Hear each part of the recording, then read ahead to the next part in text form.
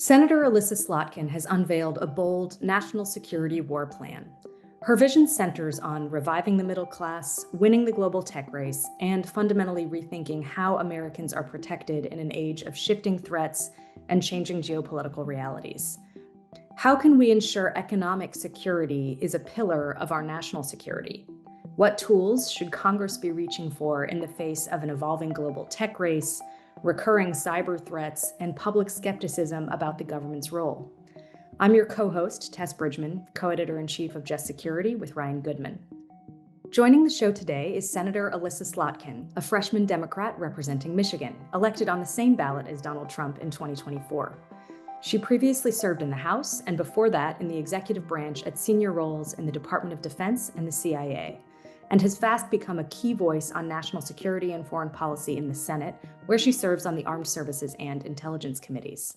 We are so pleased to welcome you to our podcast, Senator Slotkin, as someone who thinks so deeply about and has such deep experience in national security and foreign policy, both at DOD, at the CIA, at the White House, in some of those positions where we had the pleasure of being able to work side by side, and someone who's now really taking up the challenge of how to orient our government to the new threats and the new opportunities we face that are different than in generations past. We can't think of any better person to be having this conversation with us today. So we're just going to roll up our sleeves and jump in, and I'm going to hand it over to Ryan to get us started. Yeah, thank you so much for joining us. Looking forward to the discussion. And I figure in our discussion, a large part of it will focus on policy recommendations, prescriptions, how to improve on things. But I thought maybe just to lay the groundwork to start with the diagnosis. And in your recent remarks at the Council on Foreign Relations, you foregrounded economic security as being central to national security.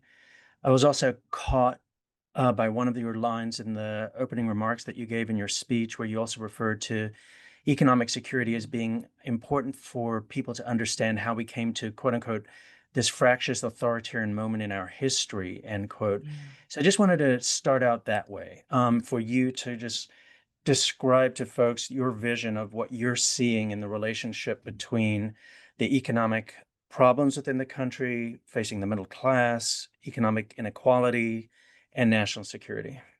Yeah, I mean, I think first and foremost, as the representative of Michigan, which is the state that, frankly, we feel we invented the middle class, right? We invented this idea that you could work at an auto plant and afford the car you were building. I see every single day how the sort of struggle to achieve the American dream is affecting just a huge chunk of people in my state. And I thought it was important in front of a, very highfalutin national security crowd to talk and start there, because I did something that was a little bit unusual before I gave this speech, and I actually held foreign policy themed town halls in Michigan.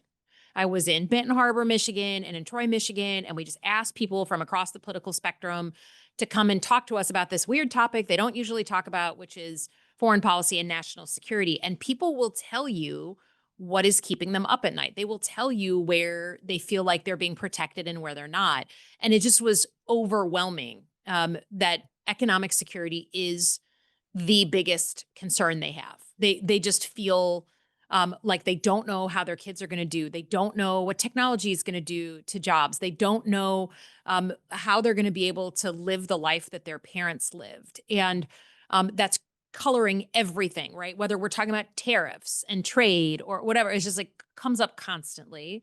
And they don't feel like they know the way forward from their government. Certainly, number two, what came up was just this real sort of apprehension around tech and particularly artificial intelligence, what that's going to do to us in the next, 10 years. They've heard of it. They know it's coming, but they don't really know what that means.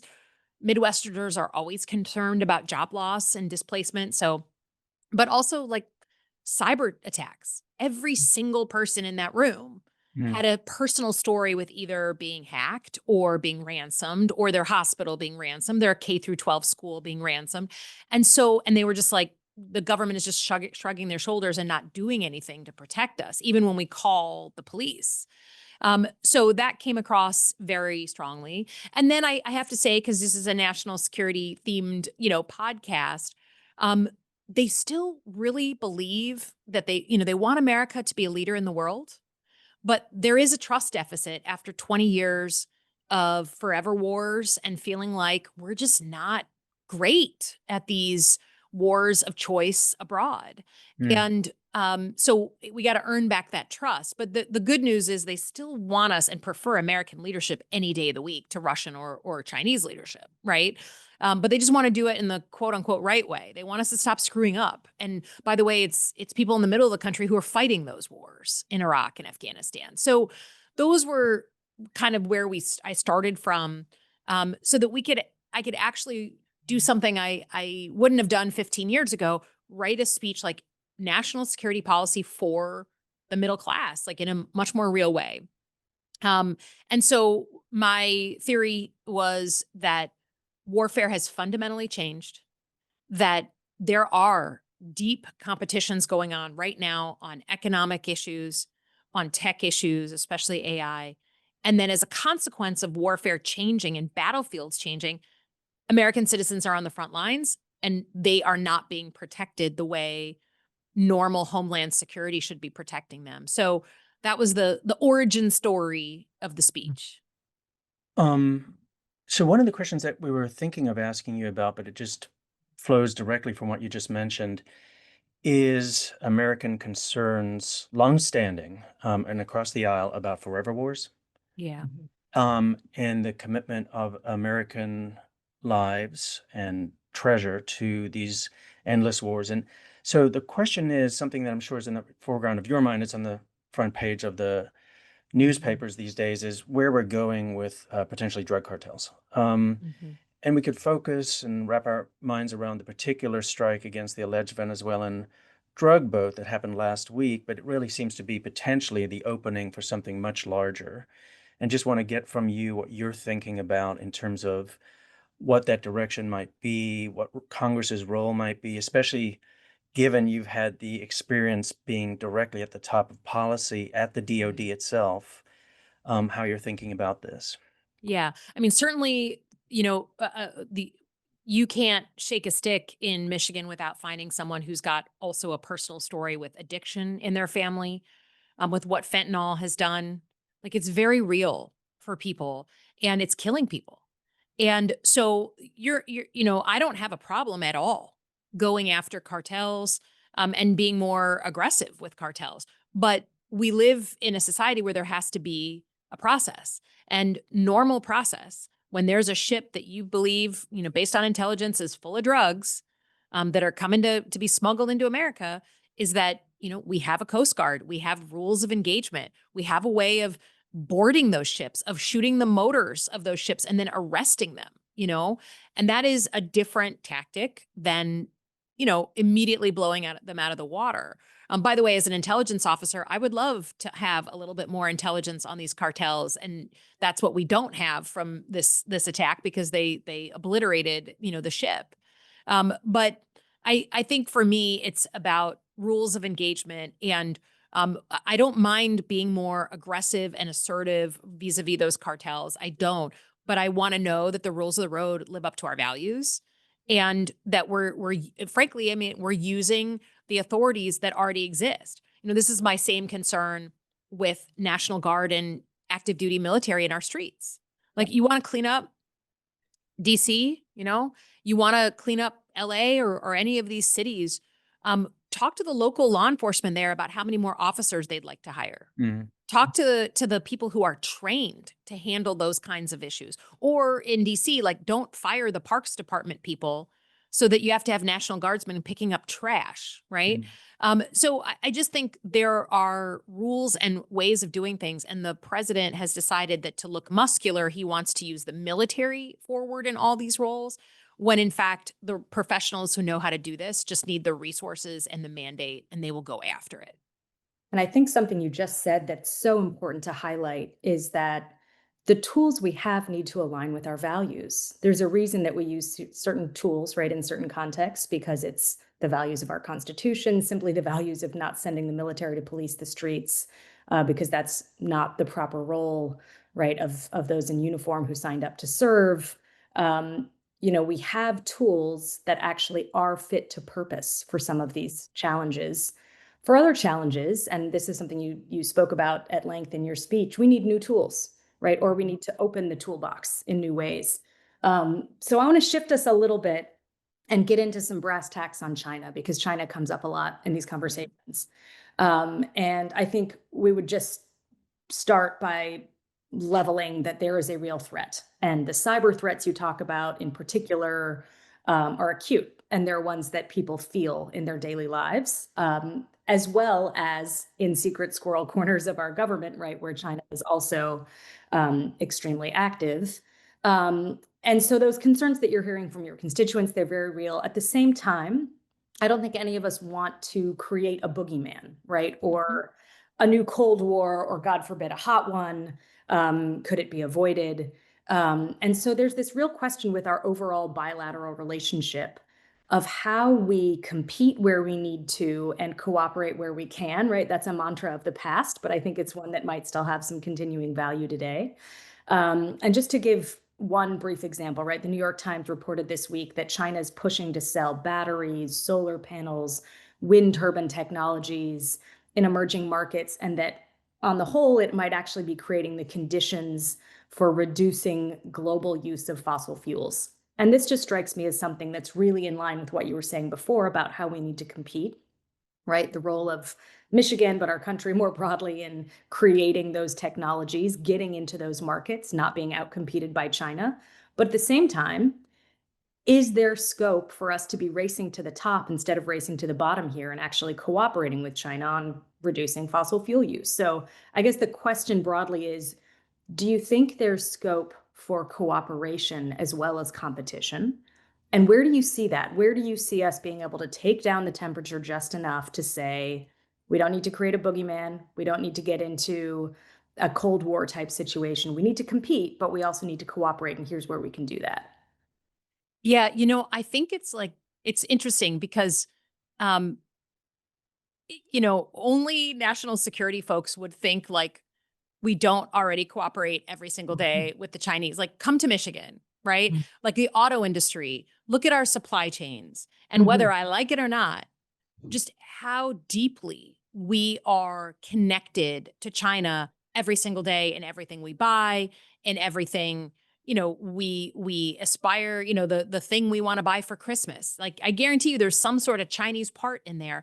And Michiganders understand this because we're in that industry, right? And we saw during COVID how supply chains were literally weaponized. So we do cooperate. It does not have the ability to be a Cold War when our rare earth minerals, for the phones that we enjoy, come from a place like China. So, if anything, if I'm home in Michigan, while people feel deeply frustrated on the job loss over the last 30 years in manufacturing to places that have cheap labor like China, um, I'll have just as many conversations being like, hey, we really depend on this widget from China. We really need this in order to build these largely American appliances or whatever. And so, can we please keep the temperature down? Like, it's a part of our lives. So, yes, of course, we need to continue to cooperate and do business with them. But I think we just have to be upfront that the competition and the adversarial relationship is not just on the military side,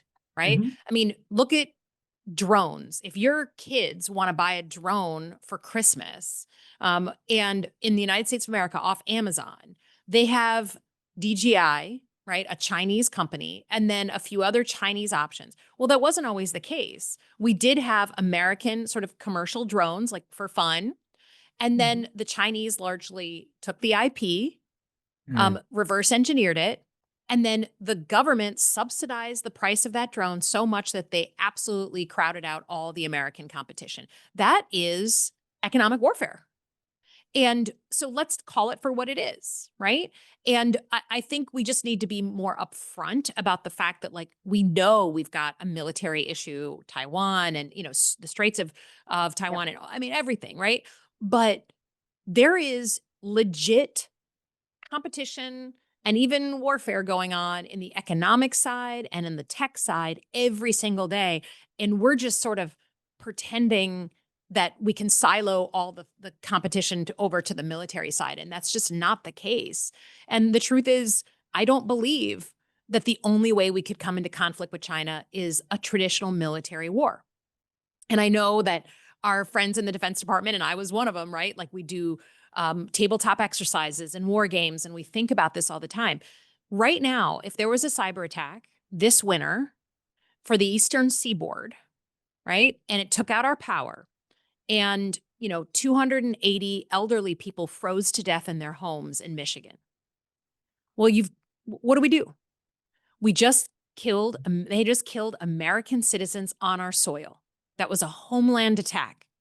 It was from a group that they pretend is not affiliated with them, or they try to, they say they have deniability.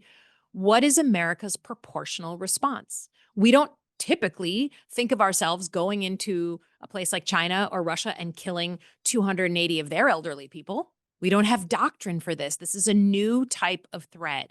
And my argument in my speech is like, Americans are on the front lines. We know they have the ability to do these things. We need to rethink completely how we define homeland security and get our shit together to protect American citizens in this new era. And it doesn't help us just by pretending the competition is just in the military side of things. Yeah, I think it's something that we've recognized for a long time, but haven't grappled with Yes. sufficiently, that it doesn't matter if an attack is from a missile or ones and zeros, right? It's an attack is an attack if those effects are felt. And that's something that we need to be really serious about. But taking us back to what you were just saying about competition in the tech sphere, because I think that's an important one to drill down on. So let's do brass tacks on that for a minute. So what would it actually look like, right, for the United States to compete with China on AI, right? So Yeah. our starting point is we don't really subsidize our industry here. We aren't investing in research. In fact, we're sort of tearing down our universities at the moment.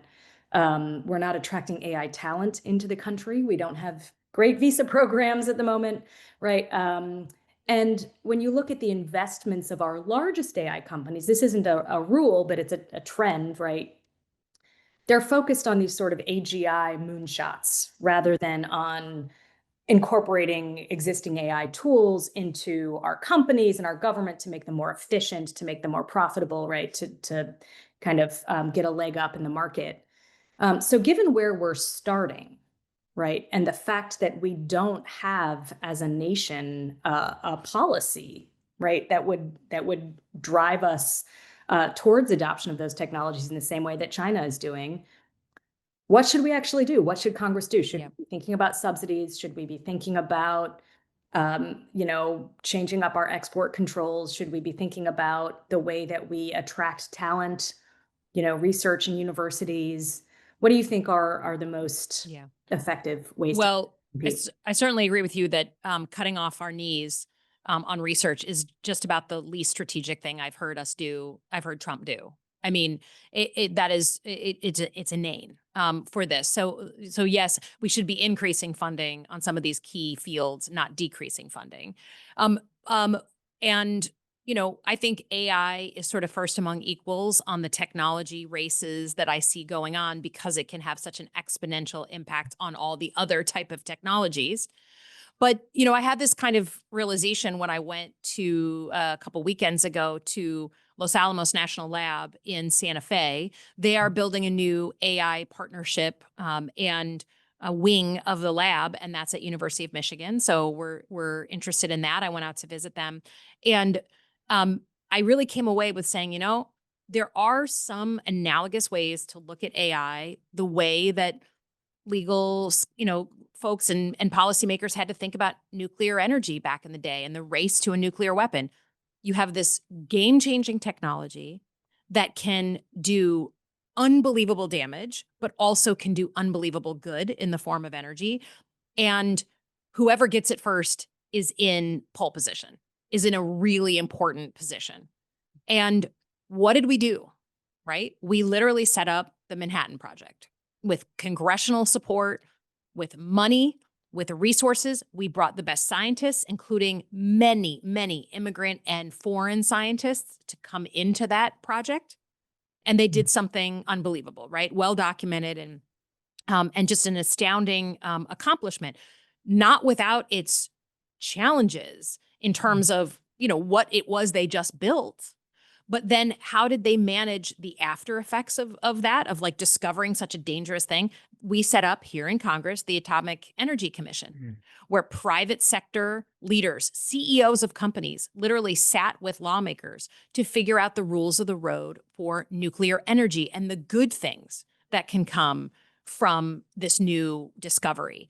I'm proposing a very similar thing, that Congress could make a decision right now, that we understand, despite the polarization and the bickering and, talking about stupid things like the Cracker Barrel logo and stuff, we could instead do what leaders are supposed to do and think around corners and out further and say, AI is different. We're going to set up this Manhattan Project. We know the importance of discovering things first. We're going to bring the brightest and the best, and then we're going to set up something more normalized to help us figure out the right and left limits for all the positive uses for AI. That's to me. Now, the private sector owns a lot more of the AI research and technology than the government does. And that's a fundamental difference from World War II era. But we got to deal with it. Like, it is what it is. So bring a forum together where we can meter these things out at a very high level. Those are the things I think Congress, if we were not bickering amongst ourselves, we would be focused on like 24/7. Yeah. Yeah. So I want to bring up something you already touched on, and that's the use of the military in American streets, and something that you, in previous remarks, have also highlighted, which is the lack of any hearings in Congress on this kind of pressing topic, with whether it's nationalization of the Guard, federalization of the Guard, or it's the use of the Marines in LA. And I guess the one question I wanted to kind of put to you, especially given that you've worked in the executive branch at highest levels and now you're in the Senate, what would those hearings accomplish? So, are the purpose of the hearings, in a certain sense, to provide better information to the public? Is it to provide information that Congress is not receiving? Is it to kind of bring in what is not otherwise, as far as I'm concerned, happening as much, as is just congressional oversight? So there actually is a visible exchange of ideas and information with executive branch officials. What's the kind of pathway forward, given that public opinion data seems to be suggesting that there's a lot of concern across the country about this issue, and there's certainly a lot of concern that people don't want it necessarily to happen in their own cities and Yeah. towns. Yeah. Yeah. So how you think Yeah. about that? So I think all of the above. I think number one, it's literally our job. I mean, to provide oversight. It's in the Constitution. It shouldn't be hard to get my peers on any of these committees to actually do oversight as just a measure of self-respect, of like, the jobs that we hold as senators and what our founders designed our system to do. That's number one. Number two, certainly hearings bring attention to issues. And I think, think about the hearings with RFK. For many folks back home, they'll see a snippet of that on the local news. Maybe they'll see it on their news app in a way that just doesn't break through when you don't have kind of the galvanizing moment of the hearing. But then I think it's also just in its best moments, hearings, whether public or private, are helping senators think about the right way forward, again, not just for any one president, but for the country. And I think this issue in particular is one of the what I call sort of strategic and irreversible problems, that once we kind of break the seal and start sending uniform military in all the time, declaring emergencies all the time, it becomes habit. We break down this norm that we've had since our founding, that uniform military in our streets are not something we want to see. That might be common in other countries. We don't want it here. It also, I think taints the institution that I really love, right? The uniform military does incredible things to keep this country safe. I don't want 16-year-old kids in Washington, D.C. being scared of people in uniform, right? I Right. don't want them to learn that lesson. And I come from Michigan.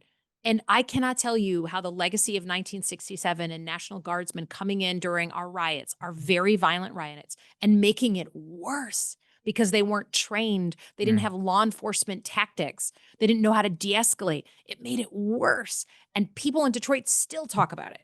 Still. So I don't want that for a million reasons. So for all of that, that is why we should be doing the bare minimum and having hearings on this. The Armed Services Committee is usually very bipartisan, even with everything going on. We have an NDAA draft right now that's like very bipartisan.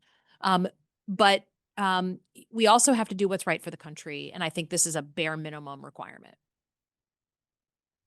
So that's a really, I think, helpful way to think about where Congress as an institution needs to go from here in a bipartisan way on some of these big issues in front of us, the military in our streets being, I think, foremost among them. But we have a range of issues, right, where unfortunately we don't have anything resembling bipartisanship. And you spoke in your national security speech last week about the camps on the Hill that either see this Trump term as more of the same or as an existential threat to our democracy. And you put yourself in the latter camp. I have to admit, that's where I am personally as well. And you said, once that assessment is made, we need to open up the toolkit and think about how we're actually going to get the transparency we need at a bare minimum, right? Things like holding the hearings, but also what we can do more creatively to use the toolkit. And so I just wanted to draw you out a little bit on what specific tools do you think could be used that aren't being used right now, if folks were willing to do so? Are we talking about objecting to UC, holds, filibusters, the 2-hour rule? We could go on with all these, procedural tools out of the toolkit. Is it about individual senators using those tools at their disposal? Is it about working in, coordination so that these tools are more effective? Is it about getting leadership, right, to prioritize breaking up of silos so that folks can work together? Perennial issue right on the Hill is the siloing. It's not just the executive branch that silos itself. What are the kinds of tools that you think aren't being used that should be used that could meet the moment? Yeah. So, look, there are some additional procedural tools in the Senate when you're in the minority. They're not great. No one would ever say that they break through to the American people, like whether you slow something down or speed something up. They're important, but I think much more expansively than just the tools in the actual Senate. I think my position coming from the CIA and the Defense Department is that if you really believe something is a threat, you need to use all the tools in the toolkit. And for us, as senators, beyond the tools we have here, we have convening power as senior leaders to get the coordination we need between all the different actors out there. So I'll give you the example that comes, to mind first is on our legal strategy. We have a Mhm. lot of really wonderful legal organizations and people doing pro bono and, people who are really playing this pushback role to Donald Trump because that's where we have an actual like hook in the ground often. There should be a coordinated approach to that. It shouldn't just be a jump ball for the great organizations that are working on these things. We should be very deliberate. And in fact, the Republicans are very deliberate. When they have a case they really care about, they think about which law firm, which judge, which path to the Supreme Court. How do we build momentum among the grassroots? How do we rally around something we think that is important, right? And Democrats, it's that jump ball approach. So to me, there's a coordination role, a convening role that senators should be playing, and that is for our friends in the legal world, but also in the political world, right? The way that there's so much demand signal from the grassroots, like what's the plan? What's the direction? What should I be doing to help the country I love? Tell me. Mm. And the answer can't be, well, we just have to wait, right? We have to wait for the elections, which are important in 2026, of course. But that's not enough. And I think the way that being at the Defense Department really affects me on this is like, you don't You don't go to kick ISIS out of Mosul by having the Marines do one thing and the Army do another and, the Air Force doing their own thing. It's coordinated. Not everyone gets to do exactly what they want, but you're working as a team. And that to me is a fundamental responsibility of leaders. And so that's the kind of thing. It's like, it's kind of the blue sky of it all. Yes, Yeah. we're senators. Yes, we need to do more here inside the Senate, but this is bigger than the Senate. And we have a job as leaders that are much bigger than our statutory role right now. And I feel that that's an issue of debate among senators and among elected Democrats across the board right now.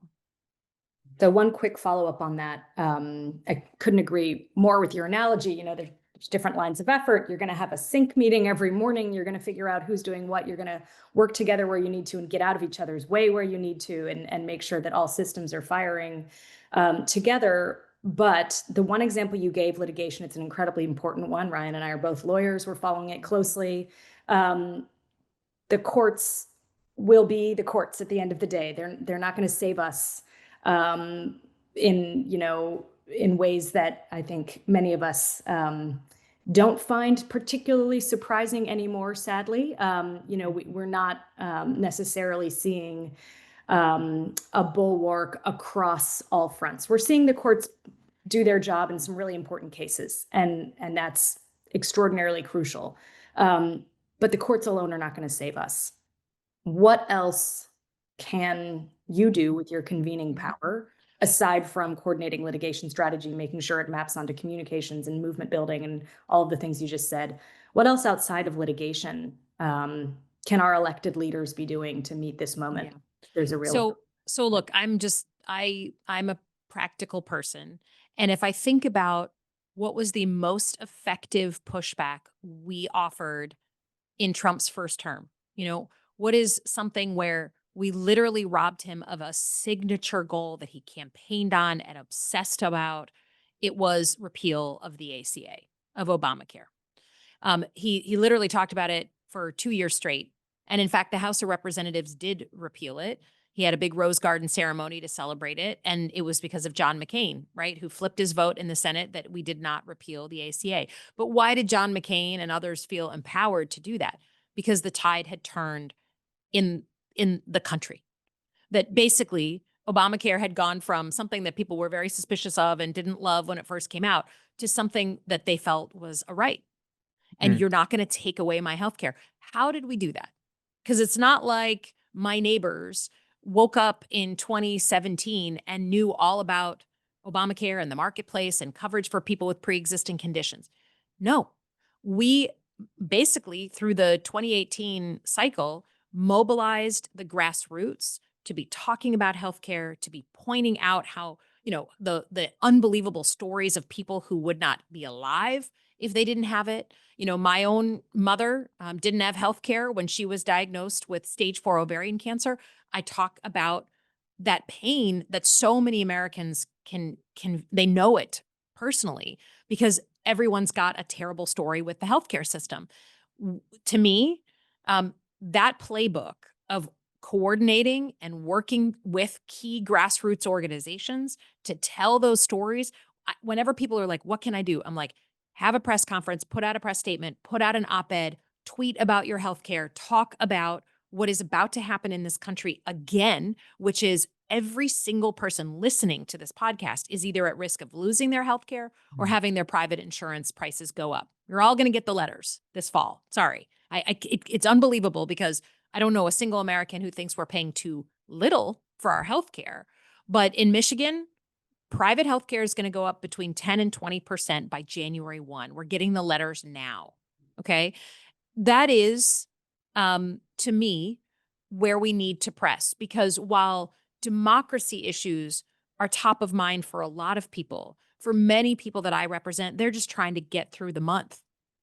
And understanding what this man is doing and how he said he promised that he was going to lower your costs. And in every category, especially the whoppers like healthcare, he's making it go up and not down. So it's a grassroots mobilization that has a disproportionate effect on a populist president. If you want to know what the center of gravity is for this guy, it's the popular vote, particularly in swing states, turning against him. And that is where our energy should be focused. Telling our stories as a national security imperative. Absolutely. We know Absolutely. you are out of time, and we just can't thank you enough for all that you've brought to this conversation, but more important, all that you're doing to elevate the discourse on these issues in your home state, nationally, in the Senate, and wherever you tell your story. So thank you for coming on and being with us today. We hope to have you again soon. Appreciate you guys. Thanks so much. Thank you. This episode was hosted by me, Ryan Goodman, and Tess Bridgeman, and produced by Maya Neer and Isaac Rubenstein. Special thanks to Senator Elissa Slotkin. We'll also put in the show notes a link to her recent remarks and a conversation at the Council on Foreign Relations. You can read all of Just Security's coverage of national security and congressional oversight on our website. If you enjoyed this episode, please give us a 5-star rating on Apple Podcasts or wherever you listen. Thanks for joining us.